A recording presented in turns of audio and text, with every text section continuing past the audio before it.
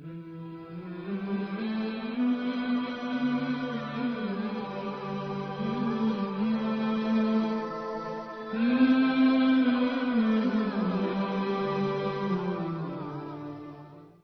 رَبُّكَ أَلَّا تَعْبُدُوا إِلَّا إِيَّاهُ وَبِالْوَالِدَيْنِ إِحْسَانًا، سورہ اسراء آیت نمبر 23۔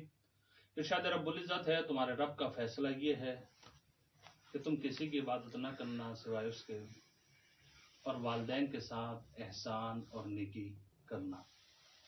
والدین کے ساتھ احسان اور نیکی کرنے کا مطلب کیا ہے؟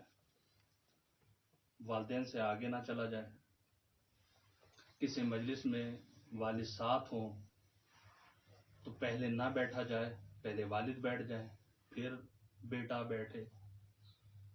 اپنی پشت والد کی طرف نہیں کرنی چاہیے۔ کہیں پر والد یا والدہ ہاتھ بڑھا رہے ہیں تو انسان اس چیز کی طرف ہاتھ نہ بڑھائے۔ اونچی آواز میں والدین کے ساتھ گفتگو نہ کرے۔ پیار و محبت کی نگاہ سے والد کی طرف، والدین کی طرف نگاہ کرے، جس طریقے سے ہمیں روایت میں ملتا ہے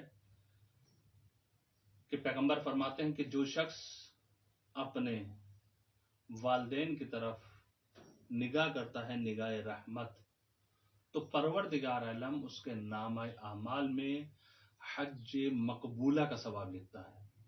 حج کا نہیں، فقط حج مقبولہ، حجتن مبرورہ روایت میں ذکر ہوا۔ کسی نے کہا یا رسول اللہ، اگر ہم دن میں 100 مرتبہ نگاہ کریں نگاہ رحمت، تو پیغمبر اکرم نے فرمایا 100 نہیں، 1000 مرتبہ بھی اگر تم نظر رحمت کرو گے تو پروردگار عالم تمہیں اجر عطا کرے گا۔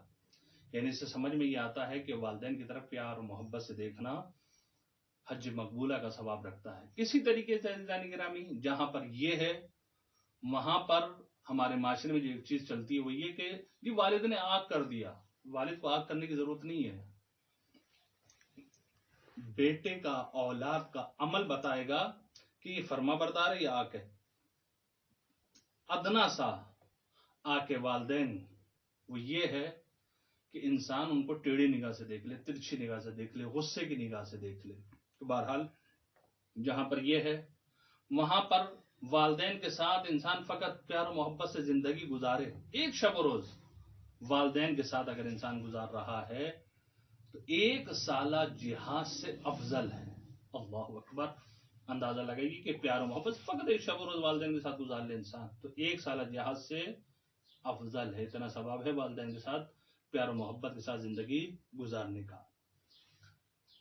ایک شخص چھٹے امام کی خدمت میں آتا ہے اور آنے کے بعد مولا سے یہ کہتا ہے کہ مولا میرا باپ جو وہ ضعیف ہو چکا ہے اور حاجت روائی کے لیے بھی میں شانے پر سوار کر کے اس کو لے کر جاتا ہوں۔ تو چھٹے امام یہ فرماتے ہیں جتنا ہو سکتا ہے تم اپنے والد کی خدمت کرو، اور یہ جو تمہارا کام ہے، اور جب وہ کھانا کھائے تو لقمے بنا کر تم اس کے منہ میں ڈالو، تمہارا یہ فعل، تمہارا یہ کام تمہیں کل جنت میں لے کر جائے گا، جنت کے قریب کرے گا، اور گویا کہ آتش جہنم سے انسان جو ہے وہ دور ہوگا۔ یہ واقعہ ملتا ہے، اور اسی طریقے سے ہمیں یہ ملتا ہے کہ اگر انسان والد کے ساتھ نیکی نہ کرے۔ روایات میں جملے ہیں انتا ومالک لابیک، تم اور تمہارا مال تمہارے باپ کے لیے۔ اور کہیں روایت میں یہ ملتا ہے کم ان مجلسک، اپنی مقام سے، اپنی جگہ سے اٹھ جاؤ، کس کے لیے؟ اپنے والد کے لیے۔ بولو کنتا امیرا، اگرچہ تم امیر ہی کے نہ ہو، کہیں بیٹھے ہوئے ہو، والد آ گئے ان کے احترام میں کھڑے ہو جاؤ۔ اور چوتھے امام رسالہ حقوق میں یہ فرماتے ہیں کہ تم یاد رکھو تمہارے باپ کا حق تم پر ہے، اور وہ یہ کہ جب تم کسی مقام پر پہنچ جاؤ اور پہنچنے کے بعد تمہیں خود کچھ محسوس ہو کہ میں کچھ بن گیا ہوں، مثلا میں کہوں کہ میں پڑھ لکھ کر عالم بن گیا، ایک پڑھ لکھ کر انجینئر بن گیا، ایک ڈاکٹر بن گیا، کچھ بھی بن گیا، یہ خیال آ جائے کہ جی اب میں کچھ بن گیا ہوں، تو چوتھے امام فرماتے ہیں یہ یاد رکھنا کہ تمہاری اصل تمہارا باپ ہے۔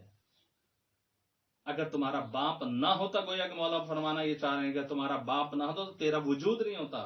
آج تو کسی مقام پر پہنچ گیا ہے تو نہ سمجھ کہ میں کچھ بن گیا ہوں، تیری اصل تیرا باپ ہے. یعنی والد کا شکریہ ادا کرو.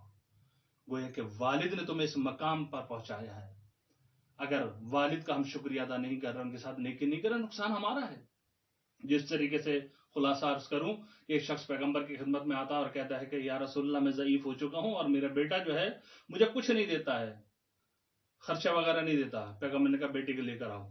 بیٹے کو لایا گیا اور جب آیا کہا کہ اپنے باپ کو خرچہ پانی کیوں نہیں دیتے؟ کہ رسول اللہ میرے پاس کچھ ہے ہی نہیں.